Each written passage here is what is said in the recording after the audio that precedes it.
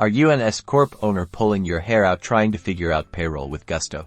Don't worry, you're not alone, and today, I'm going to break down exactly how to set up gusto for your S Corp, ensuring you're compliant and your payroll runs smoothly. First, if you haven't already, you'll need to create a gusto account. Head over to their website and follow the steps to sign up for a plan that suits your business size and needs. Gusto offers various plans, so choose the one that aligns with your specific requirements. Once you're in, navigate to the company details section here.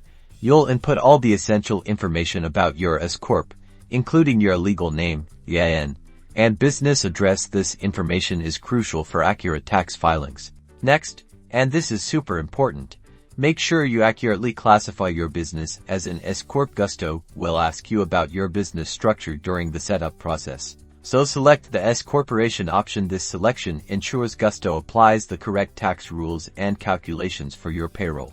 Now, let's add yourself as an employee. As an owner-employee of an S Corp, you'll need to be on payroll. When adding your employee profile, be sure to specify your role as an owner. This will help Gusto track your reasonable salary, which is a key component of S Corp compliance. Pay close attention to deductions and withholdings. As an S Corp owner, you're responsible for both employee and employer portions of Social Security and Medicare taxes on your wages. Gusto will automatically calculate and withhold these taxes, but it's a good idea to double-check the settings to ensure accuracy, and you may want to consult with a tax advisor.